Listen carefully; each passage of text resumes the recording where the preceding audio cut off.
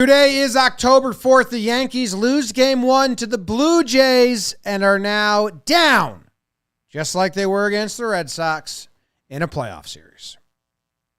Sad.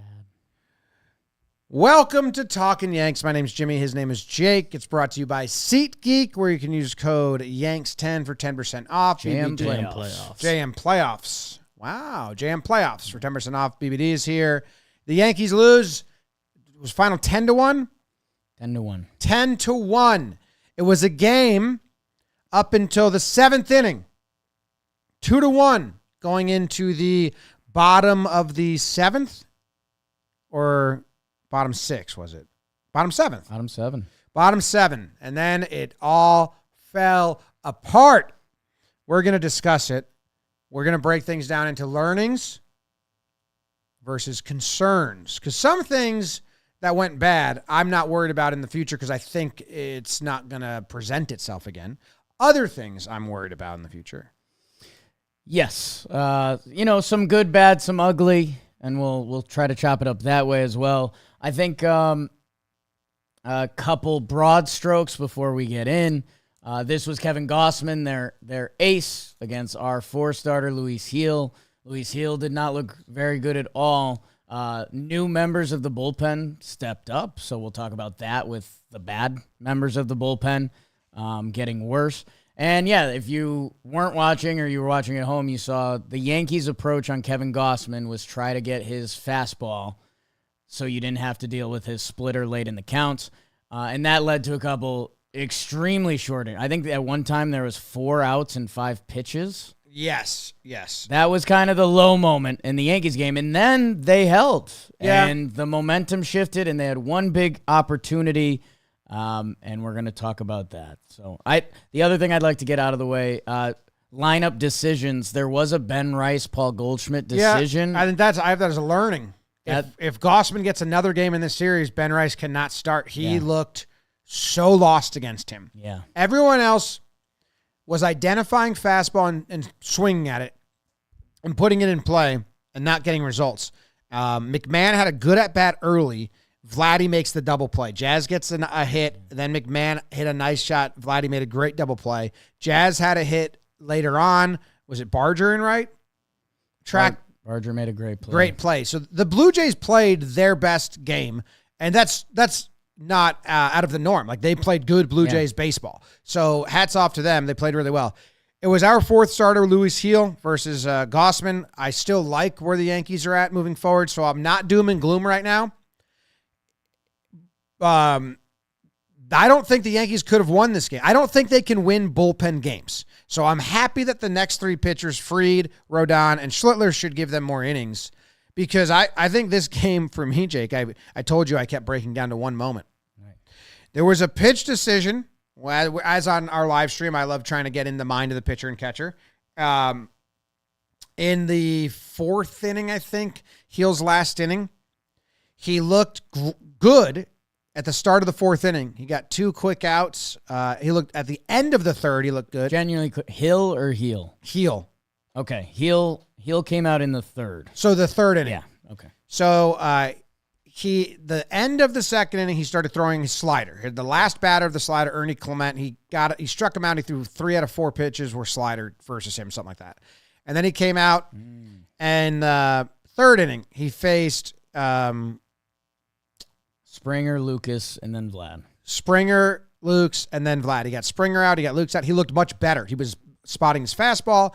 He looked better. He has Vladdy 2 strikes. 0-2. And I was saying you should throw a fastball inside now off of the outside slider, because Vladdy is comfortable. He can extend his arms and hit that fastball if you try to tunnel it there. They went with that outside fastball. Yeah. I think that changed the whole course of the game, that one pitch decision. If Gil gets Vladdy out there to end the 3rd, I think he gets sent back out for the 4th, because now he's looked good. Right. And then you push all the bullpen down. Maybe it's wrong because Weaver probably finds his way into the game anyway, because they had to learn that lesson. But that was one spot where it was 2-0, and now the lefty versus the righty. you don't want to give up a 2-run homer, make it a 4-0 game in the third inning. So they went to the bullpen, and Tim Hill and Doval pitched really well. Doval pitched really well. Yeah. That I think the learning from this game is that Weaver's out. I didn't have him part of the formula game 3 against the Red Sox, and I love Weaver. I've been as big a Weaver fan as you can get. I didn't think you could pitch him in that game against the Red Sox. Oh, here's the pitch right here to Vladdy. We're showing it. It's like a nice pitch. He executed Not that. a bad pitch. I think he executed what he wanted, but Vladdy's so good that he just went and hit it, and he's fine. I didn't want Cruz or Weaver pitching in game 3. I wanted Schlittler to Devin to Bednar. Luckily, we went Schlittler to Bednar. As soon as they brought Weaver in, I was like, oh, shit. This is not going to be good. Yeah, we're still in the exploratory part of the postseason. Like Camilo Duvall, you wouldn't have been excited today if he came into the game, and he gives you 2 innings. So that's one of the positive learnings. But yeah, this game was going to fall on Luke Weaver. It did, and he looked awful again. 6 batters, all 6 batters have gotten on. He has no precision right now. He can't spot his fastball, which means he can't work off anything. And everything's up. He's missing up high with the fastball. He's missing up high with the changeup. Sometimes they say that's fatigue. He's still he came back from that injury so quick. It could be that. I have no idea. That is a long time ago, but it's a consistent problem. I don't think Weaver's going to be an issue moving forward because I don't think they're going to hand him the ball in a spot to lose a game. I think they just stopped that. I think the same for Cruz. I think Doval just jumped Weaver and Cruz. Yes, easily. And I think that's one of the positive spin zones out of this game. Luis Gil gave up 2 earned runs. Luke Weaver gave up 3. Paul Blackburn gave up 4. I don't think you will not see any of those pitchers again in this series. It would be dire straits or giant. Not dire straits. Weave's out. I mean, like extra innings that last forever, or you're up 10, down 10. Yeah, it'd be a rehab. It'd be a rehab outing for Weave.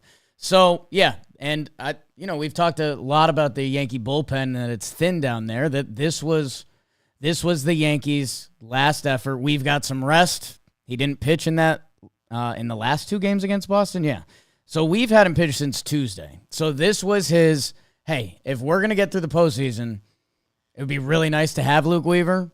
They put him out there. He doesn't have it. He's out. Yeah.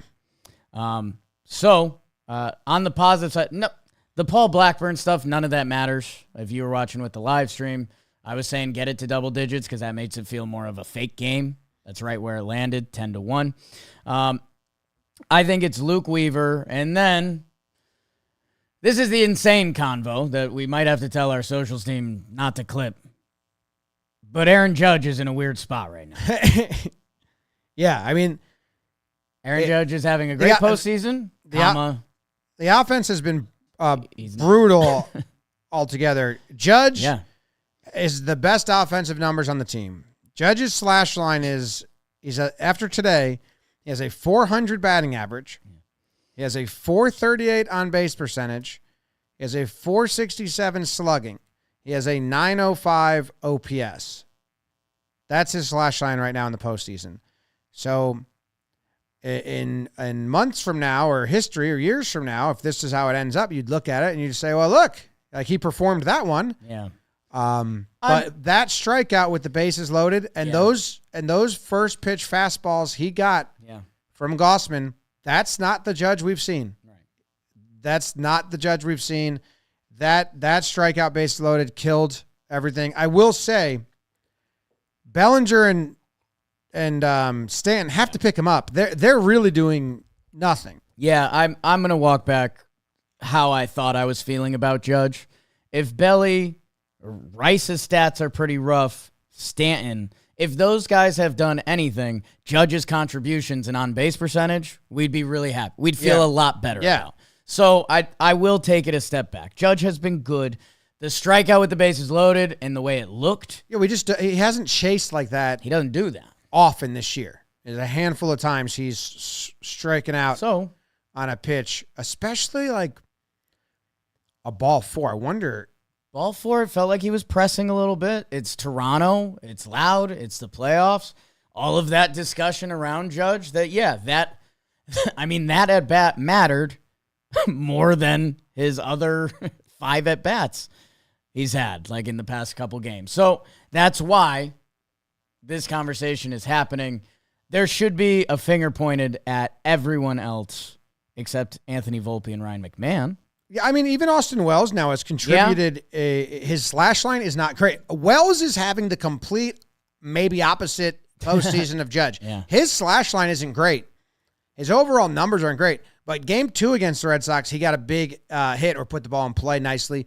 Game 3, he put the ball in play. That was the game. Game 3, he put the ball in play, got the error. But it was a good at-bat leading up to that in a time you needed to battle. Today, he's part of the rally against Gossman. Volpe opens it up with a double. Wells hits a single. Like, they're part of it. Right. Any inning that feels like we're doing stuff, something's happening, Wells has been a part of. So he's having a weirder postseason. Rice was no match for Gossman Splitter. I'd never seen a worse matchup, like competent hitter, and just no match. Yeah. Yeah. No, and he even, that final, the bases loaded at bat, I was thinking he was going to get one fastball. Like, I didn't think he could just split. Ben Rice's patience and pitch recognition is good enough that he wasn't going to be able to just split him out. He got one fastball and he popped it up. And again, Kevin Gossman is good.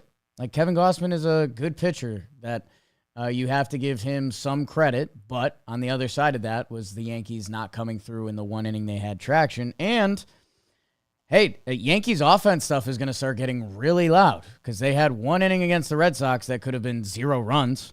Yeah. Ball went off Rafaela's glove. The game-winning hit for Judge, I guess that's another thing that's in here, went off Duran's glove. Wells' moment goes off Lowe's glove. Yeah. Like, the Yankees haven't scored since Ben Rice's homer, basically. And that was a tipped pitch. He knew a curveball was coming.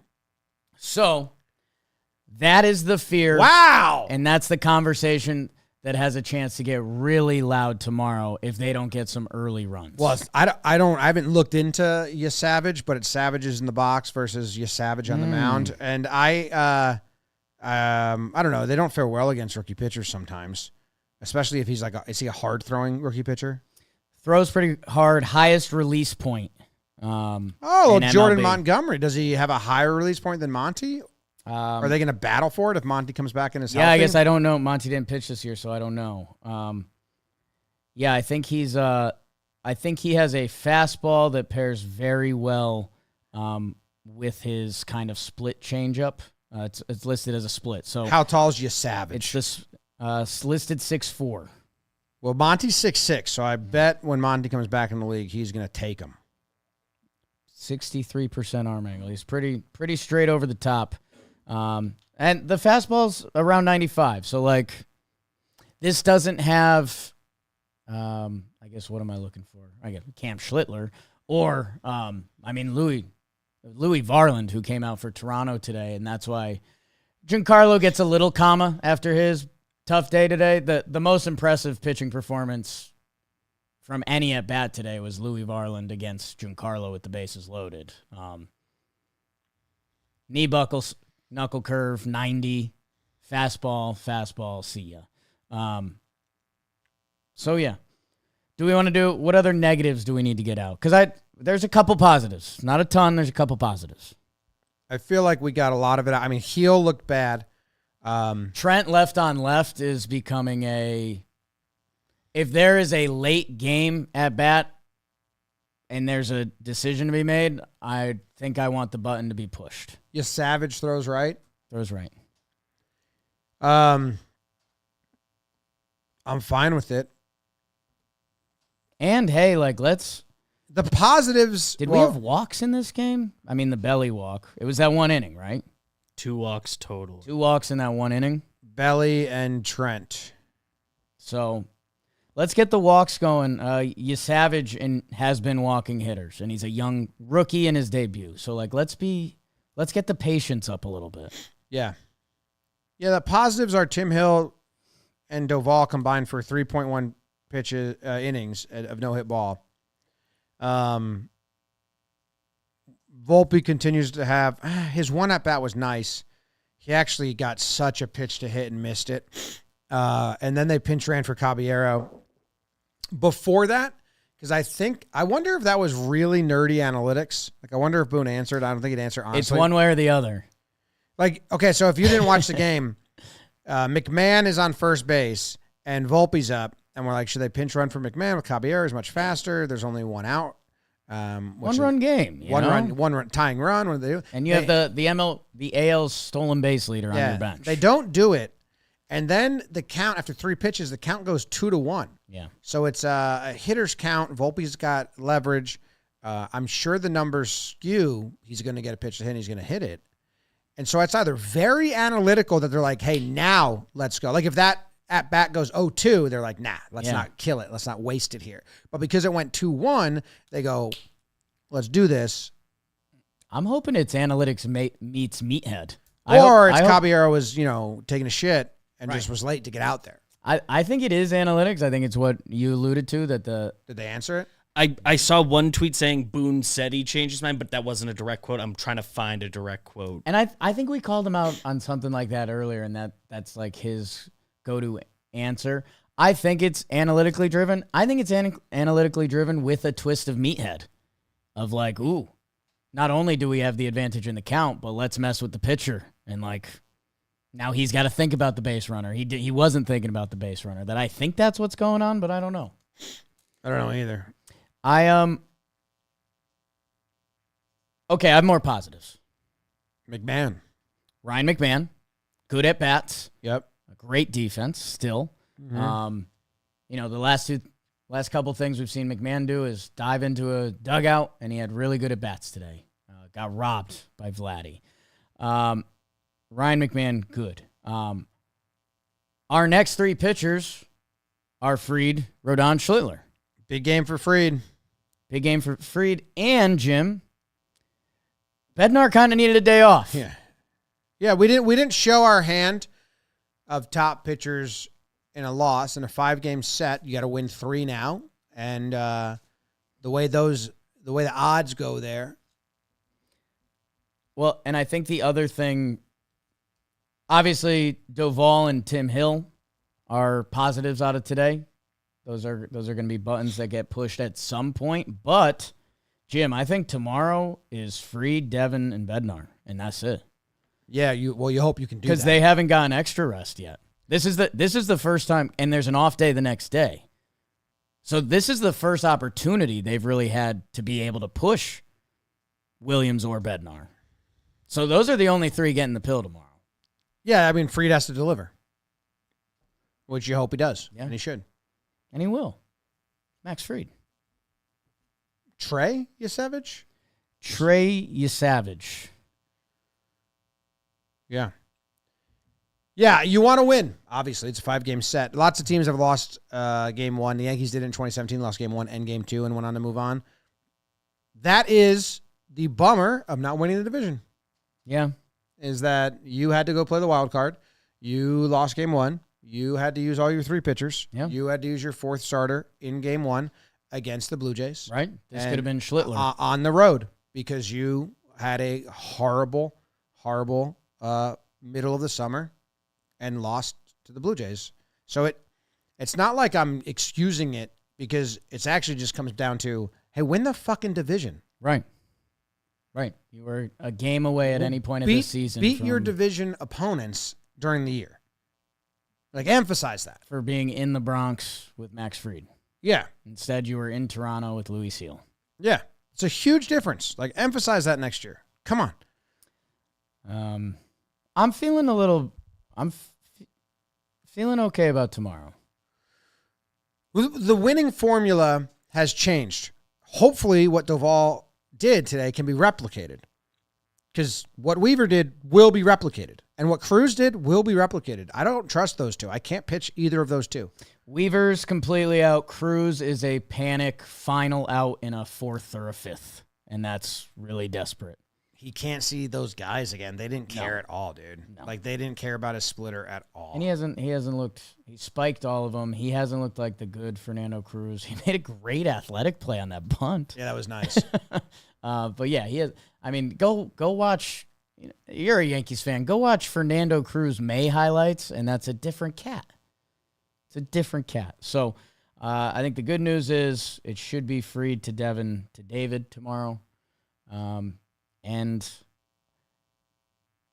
I mean, we just saw what Cam Schlittler did, but a reminder, what Cam Schlittler did was so special on so many levels, but it was multiplied because he was a rookie. Yeah. That Trey Yesavage, he has 14 major league innings this year. I mean, let's see what the kid's got. He started in low A this season. That's Low crazy. A, high A, double A, triple A. Good for him. So, yeah. Yes, just turned 22. Like, let's get to him early. I'm interested to see the splitter because, again, circle Ben Rice. That's true. Shit. Yeah. And Blue Jays defense was good, and they're going to be good the rest of the way. And they fouled off pitches, but mostly, like, Heel didn't look great. Credit to the Blue Jays for doing damage when they did.